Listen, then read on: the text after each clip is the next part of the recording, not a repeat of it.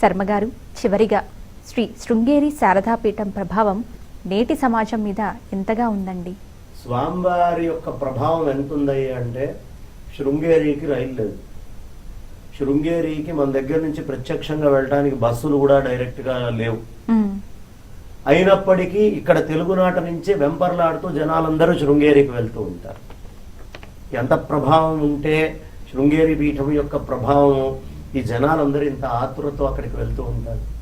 ఇక స్వామివారు ఇక్కడికి సంచారానికి వచ్చినప్పుడు కేవలం స్వామివారిని ఒక్క క్షణం సేపు వారు మాట్లాడరో తెలియదు, వారి వీక్షణ మా మీద, మా కుటుంబం మీద పడితే చాలు అని కిలోమీటర్లు, 1/2 కిలోమీటరు అట్లా పైనే ఎప్పుడు క్యూ లైన్ ఉంటుంది. అంతమంది జనం వచ్చి స్వామివారి దర్శనం చేసుకొని వెళ్తూ ఉంటారు. తెలుగునాట అది ఎంత ప్రభావం అయి ఉండాలి? మామూలు ప్రభావమా? స్వామివారు సంచారము కోసం ప్రప్రథమంగా ఆశ్రమ స్వీకారం చేసుకొని విధుశేఖర భారతి స్వామివారి ఇక్కడికి వచ్చిన తర్వాత ఆ స్వామివారిని చూడాలి అని పరితపిస్తారమ్మా. మామూలుగా ఉండదు. ఒక్కసారి ఆయన చూపిలా మా మీద పడితే చాలు, ఆ చల్లటి చూపు ఇంకేమక్కర్లా. సాక్షాత్తు శారదా అమ్మవారే మమ్మల్ని చూస్తోంది, సాక్షాత్తు ఆదిశంకరాచార్యుల వారే మమ్మల్ని చూస్తున్నారు అనేది. ఆ తర్వాత ఇవాళ తెలుగు రాష్ట్రాల్లో ఎక్కడ ఏ ఇబ్బంది వచ్చినా, ఏ కష్టం వచ్చినా మాకు అయ్యా ఇలా ఈ విధమైన కష్టం మాకు వచ్చింది అని వెళ్ళి కనుక చెబితే, ఏది పండితులైనటువంటి వాళ్ళకి బాగా నిత్యము అనేకమైనటువంటి, ఇప్పుడు నేను టీవీ డిబేట్స్లోకి వెళ్తూ ఉంటా, గురువు గారు వస్తూ ఉంటారు, మాకు ఇక్కడ ధర్మానికి సంబంధించినటువంటి క్షోభ బాధ కలిగే విషయాలు ఉంటాయి.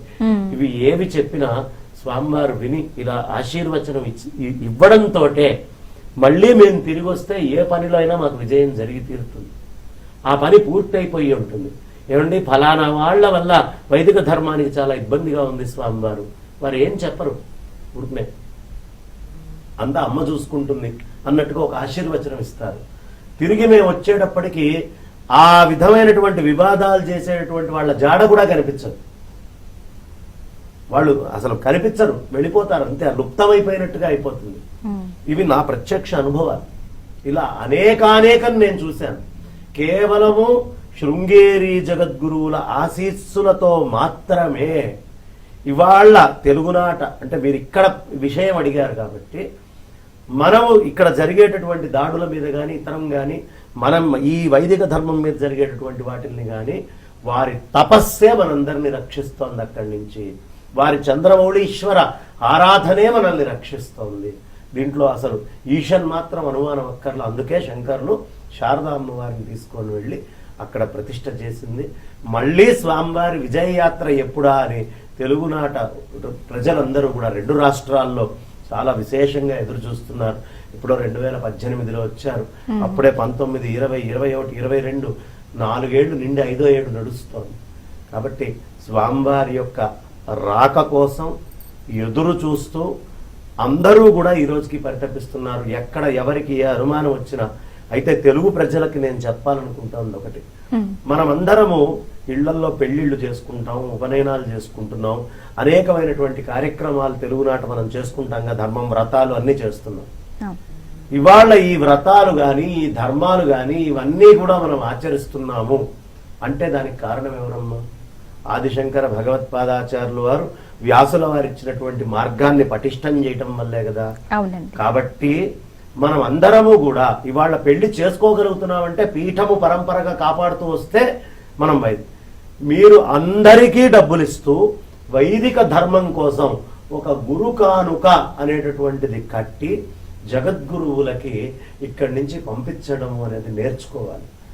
ఎందుకు నేర్చుకోవాలి అంటే ఈ కానుక ధర్మాన్ని కాపాడడానికి ఉపయోగపడుతుంది. మళ్ళీ అక్కడికి పంపిస్తే అటు నుంచి ధర్మం పరిరక్షించడానికి వస్తుంది. ఇది తమిళనాడు వాళ్ళు చేస్తారు, గురు కానుక అని వాళ్ళు వేస్తూ ఉంటారు. ఆ గురు కానుక అంటే గురువుని కూడా మన కుటుంబంలో కలుపుకొని ఆ గురువు గారి ఆశీస్సులతోటి అని గురు కానుక అనేది. ఎక్కువ అక్కర్లా, అది ₹10 కావచ్చు, పావలా కావచ్చు, రూపాయి కావచ్చు. కానీ మన సంప్రదాయంలో గురు కానుక అనేటటువంటిది ఒకటి జతపరుచుకొని గురువులతోటి మనకుండే అనుబంధాన్ని ప్రతిష్ఠితం చేసుకోవాలి. ఇది ప్రతి వాళ్ళు చేయాల్సినటువంటి పని. వాళ్ళ అనుగ్రహం ఎప్పుడూ మన మీద ఉంది కాబట్టే వాళ్ళ నల్లకుంటలో శంకర మఠమైనా, మన మోతీనగర్లో శంకర మఠమైనా, సైనిక్పూర్లో అయినా, గుంటూరులో శంకర మఠమైనా, విజయవాడలో శంకర మఠమైనా, రాజమండ్రిలో శంకర మఠమైనా, విశాఖపట్నంలో అన్ని చోట్ల కేంద్రాలుగా ఉండి 2 రాష్ట్రాల్లో తెలుగు ప్రజలకి ఎప్పటికప్పుడు ధర్మాన్ని అందిస్తున్నటువంటి పీఠం శృంగేరి జగద్గురు మహాసంస్థానం శారదాపీఠం.